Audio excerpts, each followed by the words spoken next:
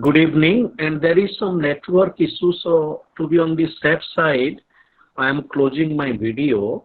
And thank you so much, Dr. Tyagi and Professor Hemlata Talesra, Professor Kishori Das, and also Dr. Glenn Martin, who has been a source of inspiration to us in this vision and movement of the Earth Constitution. To this very inspiring ongoing discourse and practice, I wish to join this conversation and movement with this theme, New Horizons of Working and Meditating with Earth Constitution, Upholding Our World and Regenerating Our Earth, and the calling of a Planetary Lokashankraha. Earth Constitution calls for new ways of working and meditating with both Earth and Constitution. We need to realize Earth as our mother and our nurturing space. As we do that, philosopher Martin Heidegger, he makes a distinction that I discuss later, and that has been developed by Professor Fred Dallmayr, a deep thinker of our times, where Martin Heidegger says that the world is characterized by openness and Earth is a place of shelter, suggesting that there is an element of closure as we talk of Earth. But I wish to suggest that when we are talking about Earth Constitution, we also realize Earth as open, as it is an open system, it is an open movement as the world is. Therefore, the distinction between the world and the Earth calls for understanding their mutual relationships rather than taking for granted, as Heidegger suggests, that the Earth is closed. No, the Earth is open.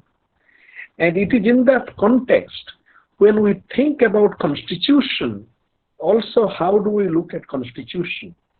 We also need to link Constitution not only to law, nation state, and a transnational state, or as the preamble in the Earth Constitution brings this thought from Albert Einstein about world government.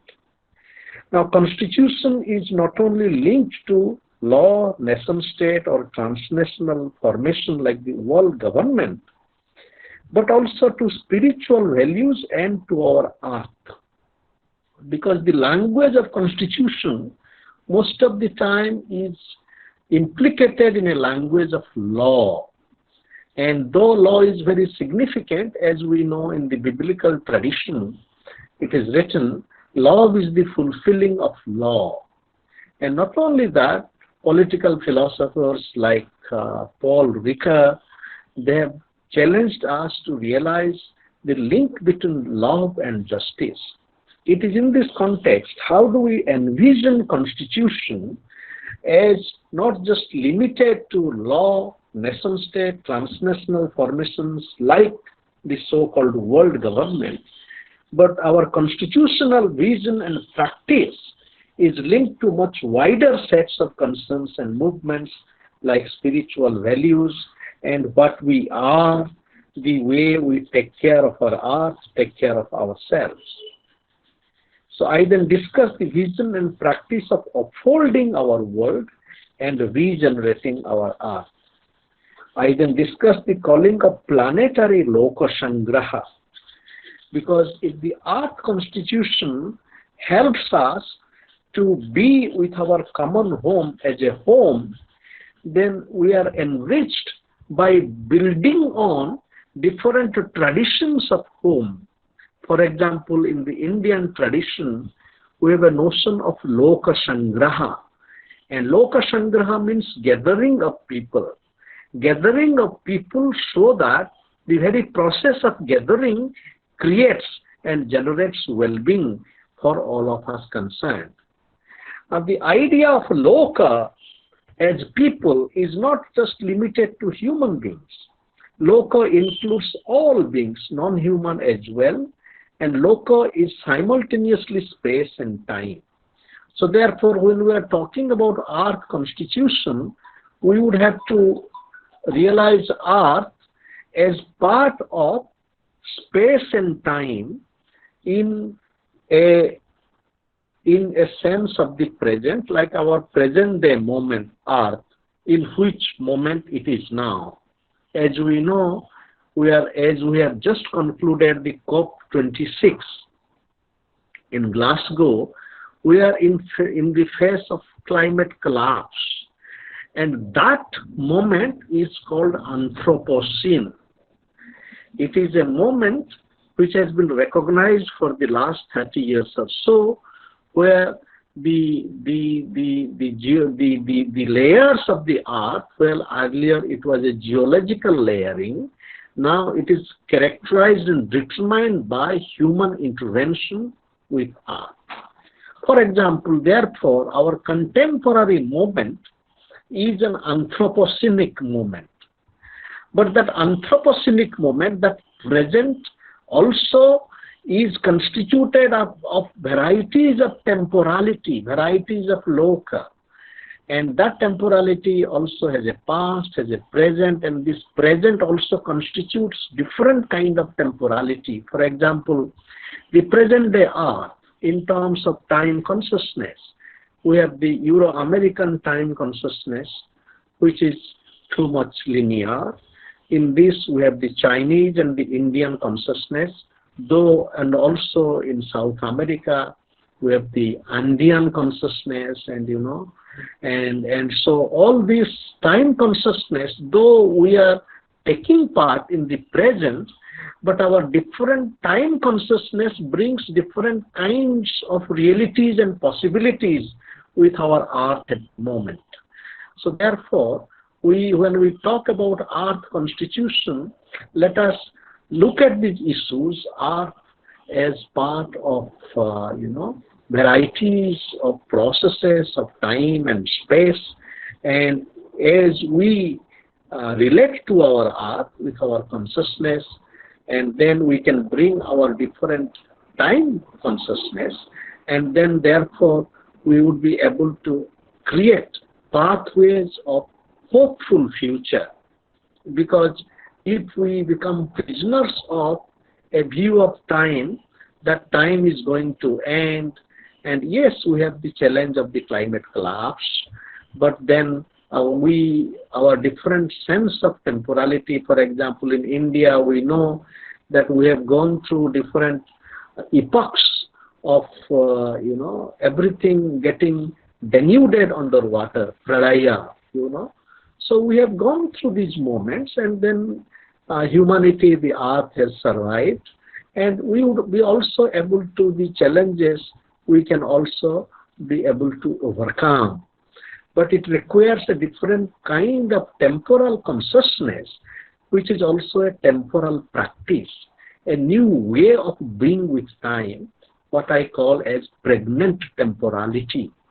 Therefore, the whole discourse of constitution must be related to these kind of concerns. So another thought I just wish to link here is that this whole idea of the world government, again, it requires us to think about the very category of government itself, because the government is a multidimensional process at the level of self and society.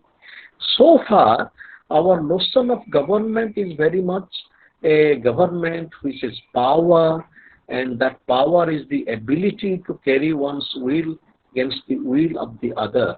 Mainly, it is a domination and controlling view of government.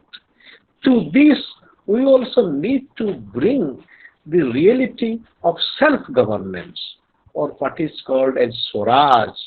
As we know, in Indian freedom struggle, Gandhi highlighted that.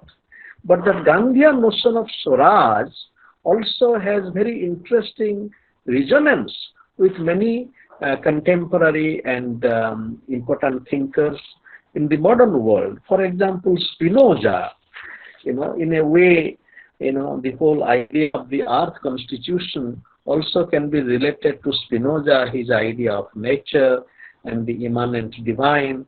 In fact, Albert Einstein was thought, is an inspiring statement in the Art Constitution website. Now, Einstein had once said that my God is Spinoza's God. But Benedict Spinoza, as interpreted by Chittaranjan Das, a dear thinker and friend of ours, in his book on Spinoza, Benedict Spinoza has spoken about potestas and potential, words that in Latin mean power. They are different in their import because they point to different connotations.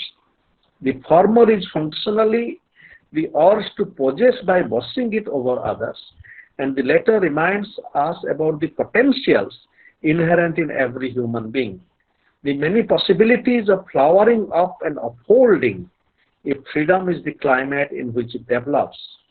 According to Spinoza, love is the mediating link between knowledge and power.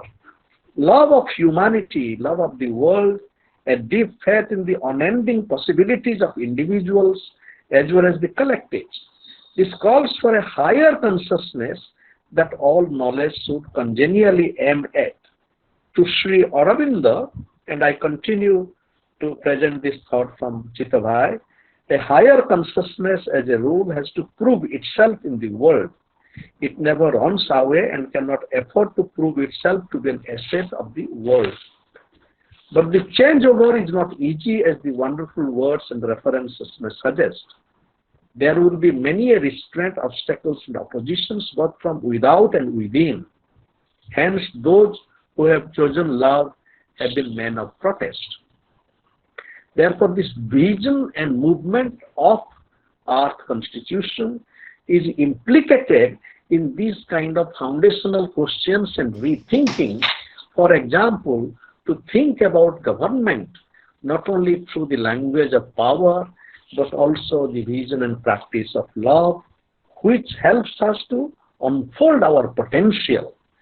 And this distinction also finds a resonance in Gandhi, as I have suggested. In Gandhi, power is not the ability just to force your will on the other, but as Hannah Arendt, the other great animating political philosopher, who also has suggested that the very idea of citizenship must be rethought in this context, that all of us, whether we are citizen of a country or not, we have a right to write. That means the very fact of being with our art. All of us are endowed with some integral right, but not only right, but also responsibility. Because the vision of the Art Constitution today must acknowledge, as we are celebrating the 75 years of United Nations, which gifted us this Universal Charter of Human Rights, and I'm sure Dr. Martin and many friends co-present here would have also noted a very important movement called Universal Charter for Human Responsibility, and some of my friends are associated with it. So it is in this context when we are talking about Art Constitution and we build on different visions and practices from all over the world, and I think the vision of the Art Constitution and Lokashankraha as gathering of people, and we must remember here the prophetic challenge that Arnold Toynbee had posed many years ago, almost 40-50 years ago, in his book Mankind and Mother Earth, and in his statement he says that we must have a world parliament. But that gathering, how do we envision a parliament? Does it have to be a Westminster system of parliamentary democracy? And what is the state of this parliamentary democracy today, whether presidential democracy or parliamentary democracy? And the fact of the matter is that, as I have written in one of my poems, when I was visiting the parliament in New Zealand in 2015, it is my first experience of being live in a live parliament. And what I saw, the Prime Minister is there and just in front of him is the leader of the opposition. And these are two human beings like you and me, but they are not looking at each other. Now, therefore, it is no wonder that Gandhi, in his Hind Swaraj in 1909, had said that parliament is a sterile omen. Of course, that gender language, we would have to transform that. But the whole fact of sterility, that it is a forum where nothing can germinate, because how can it germinate if two important leaders, as what is happening in Indian democracy? Now, the leader of the opposition and our prime minister, have they ever met? Have they ever looked at each other? Look at American democracy. And you know, the one person who lost and the person who had come. And they didn't. The point is, therefore, our idea of our constitution cannot just build on existing models of constitutional democracy, whether it is parliamentary democracy or presidential democracy, and it has to build on multiple traditions of assembly, as Nelson Mandela in his autobiography says. The root of democracy is not just the Euro-American world, the village where I was born, and that I learned democracy in the space and time where all of us assembled together around the stone circle. Similarly, in our indigenous villages, I'm sure Kisoriapa and many friends who have visited tribal villages, we would have experienced how people sit together. Therefore, this Earth Constitution and the Earth Assembly must have pluralities of assembling. And the plurality of assembling is also a plurality of knowledge. Because coming together of people is also coming together of our ways of knowing, our epistemologies. Because today we are still prisoner, and to a great extent we are slaves of Euro-American epistemology about everything. Sustainable development, for example. What is sustainable development? Does it mean it is just to conserve what it is? Or sustainable development also means the courage and creativity to open ourselves to flourishing, what I call as evolutionary flourishing. Because many of the institutions, like our institutions of parliamentary democracy, presidential democracy, they have almost lost their utility. They have become outmoded. And therefore, there is a fundamental crisis today. Therefore, sustainable development does not mean that sustaining the existing institutions of economic and politics, but it means upholding our world. Upholding, we would have to uphold our world, and that upholding means that the courage to change and transform many of our outmoded institutions. As Thomas Berry, who is also a very important visionary and thinker, in his book, The Dream of the Earth and Other Work, Berry poses us a challenge in terms of sustainable development goal. The goal of poverty, for example. Now, we cannot just eradicating poverty. While eradicating poverty, we must also embrace the vision and practice of voluntary poverty. Now, there is a distinction between structural poverty and voluntary poverty. To bring ideas of Professor Fred Dallmayr to this, and I think our idea of Earth Constitution is enriched by building on the works of a seeker like Professor Fred Dallmayr, who has written many important works such as Alternative Visions, Paths in the Global Village, Achieving Our World Towards a Global and Plural Democracy, Peace Talks, Who Would Listen, In Search for Good Life, A Pedagogy for Troubled Times, Dialogue Among Civilizations, Freedom and Solidarity Towards New Beginning, Democracy to. Now, with this, when we come to upholding our world, that means, as I mentioned, that upholding our world means that the world as it exists, we would have to hold it up. And in Indian tradition, we have a vision of Purusartha. Purusartha is a way of excellence of the human. And this Purusartha consists of Dharma, right conduct, Artha, which means wealth as well as meaning, giving rise to the challenge of meaningful wealth, Kama, desire, and Moksha, salvation. So, when we are talking about Earth Constitution, so we can also build on these kinds of ways of life, for example, Dharma, Artha, Kama, and Moksha. And then Dharma here is the linking principle. Upholding our world depends upon our living a life of Dharma and cultivating in the lives of self and society. It challenges us to understand the relationship between Dharma and law as well as justice and Dharma. As Dharma challenges us to go beyond an anthropocentric reduction of justice and dignity and realize our responsibility not only to human beings but also to non-humans. Because the idea of the earth is that the earth consists of human as well as many other beings. And today our constitutional values, for example, Dr. Ambedkar, the architect of Indian Constitution, he has talked about constitutional morality.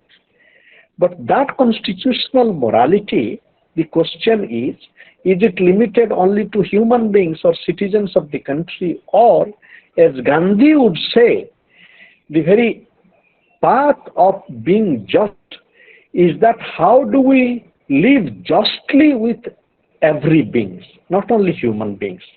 As Bhimabhoi, a animating poet from Odisha, he has said, Praninka arata dukha apramita dekhu dekhu keba sahu. Praninka arata, the suffering of being. And that suffering of being includes all beings, the human, the trees, the animals, as we know that today our world is going through destruction of both biodiversity as well as cultural diversity. We are also going through the destruction of what I could call as diversity of the soul, the colors of the soul. As Kabir has said that our mind has to be full of colors, not only our dress.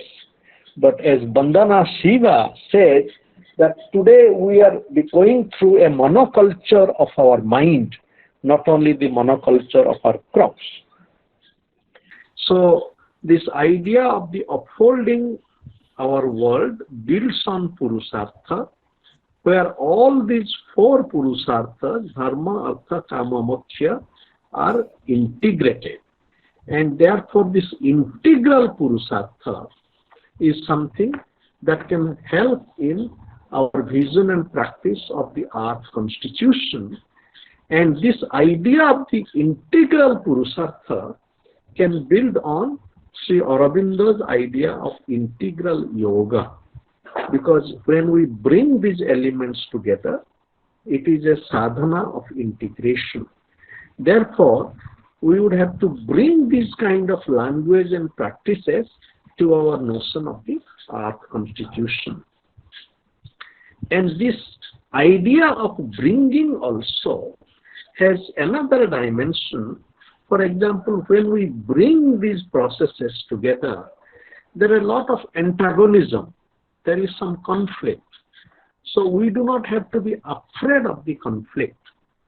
For example, Sri Aurobindo, he builds on both Vedanta, which talks about oneness, but also Tantra. Tantra is a process of bringing our energy together, the fire of togetherness, the warmth of togetherness. So we can also build on the ideas of the Tantra.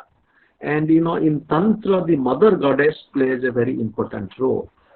So our vision and practice of the Earth Constitution, can you hear me? Hello. Yes, yes, we are listening. Yes, sir. Continue, continue. Okay.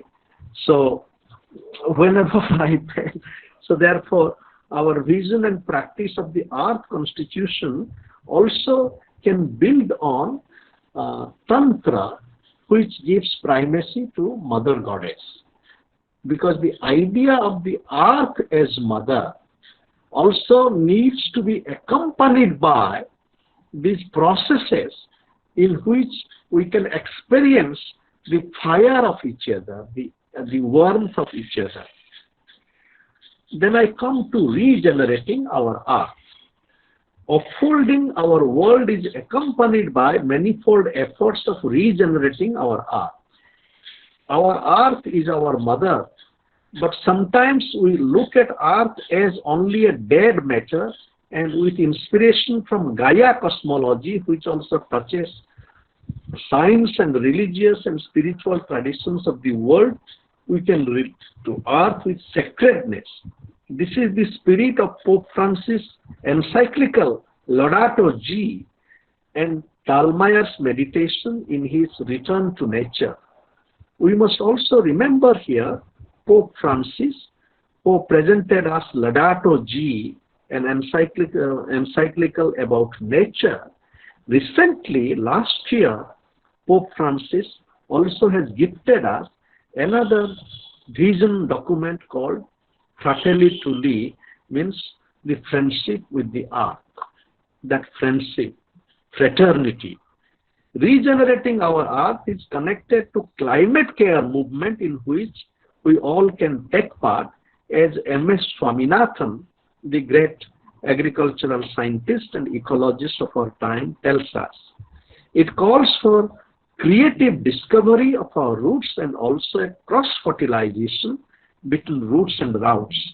Regenerating our earth calls for regenerating our both roots and roots in creative and transformative ways. It calls for new ways of earth work, which also consists of new ways of memory works and memory meditations, in which we can hear the groaning of our earth.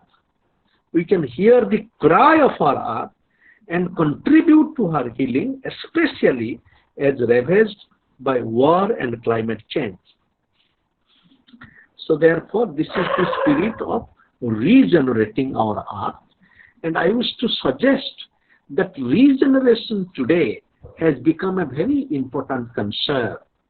Now, a week ago, 2 weeks ago, from our Swadhyaya Sahachakra, we were nurturing a discussion in which Dr. Anitra, a marine biologist from USA, had taken part, as Professor John Claimer, a sociologist. And Dr. Anitra was telling us that how she and her colleagues are working on regenerating mangroves. And as you know, as our world is faced with the challenge of going underwater, so how do we regenerate our mangroves, our marine ecosystem? How do we regenerate our degraded, soil system? And so it is both the soil regeneration, water regeneration, as well as the regeneration of our soul. Now I come to Lokashankraha. As I have suggested, it is gathering of people and gathering of soul and gathering of knowledge. Now with this, we come to realize that when we are talking about art, now art consists of varieties of vegetations. Therefore, garden and art, they come together. As we know, one of the earliest life on earth, which has given to human life, is the vegetative world. So therefore, we have to think about our art not through the dominant language of kingdom of God, but garden of God. In fact, I edited a special issue in Gandhi Marg on this theme, Garden of God, in which myself and many contributors were exploring the need to shift away from kingdom of God, which is very much imprisoned in a logic of not only kingdom, but making God a king and attributing all violence and authoritarianism to God, as it sometimes happens in religious traditions and the traditions of political theology. For example, Carl Smith, the noted political theologian, who was also a sympathizer of the Nazis. Now, for Carl Smith, the model of politics is the friend and the enemy. But it is in that place in a garden. In a garden, it is not just the friend and the enemy. We are all part of the ecosystem. Even the snake, who is considered an enemy in certain representation of the Garden of Eden. But if the snake had not come, then would we have come away from that place and experienced the evolution of both nature, human, and the divine? Therefore, an alternative reading of the snake is that the snake is not our enemy. The snake is part of co-creation. And therefore, in Indian tradition also, as we know, the snake is not our enemy. We worship the snakes. Our Lord Shiva, he wears the snakes as a garland. And what happens when we kill our snakes? Please remember the story of Mahabharata, because the fratricidal war that happened between the Pandavas and the Kauravas. And you know, what is the source of that? The source of that is the destruction of the Khandava forest, the burning of the Khandava forest. Now, how did the Khandava forest get burned? Agni, the god of fire, he feels hungry. As many of our billionaires today are feeling hungry. They want to swallow up our earth. As we know, the president of Brazil, he, in complicity with the corporate houses, they are now burning the Amazon. And they are saying that no, the whole world cannot speak anything about it. Now they are our new Agni who want to swallow up our forest. And if we kill our forest, burn our forest, and where would we be? Now therefore, when the Khandava forest was burnt, both God, Krishna, and the human, the heroic human Arjuna, they came together and they helped in the burning of the forest. So far, both Krishna and Arjuna, they have not been put on trial. Draupadi, in fact, the degradation of Draupadi in Kurusava, in the palace, is in a way related to the burning of the Khandava forest. Because when Takshaka, only one snake comes out. So my submission is, dear friend, that burning, that act of violence continues. And today we are burning all our forests. And one of the solutions, one of the ways out of climate collapse, and our meditation on earth constitution must help us to regenerate our earth as garden, in which there would be biodiversity, there would be cultural diversity, there would be spiritual diversity. So, therefore, with this, I want to present you quickly some poems, beginning with a poem called Would the Earth Remember You? Now, when we are, just 1 minute.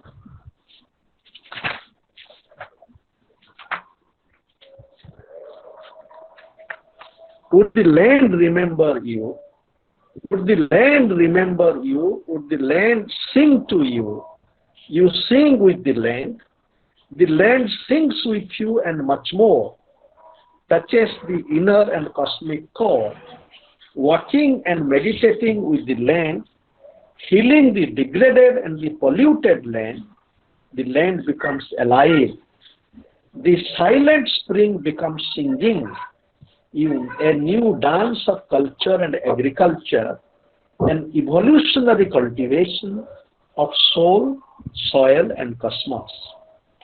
So, dear friends, I want to submit these thoughts with a bit of challenges of technology, and I'm grateful to you for your kind considerations and looking forward to your thoughts and reflections, please.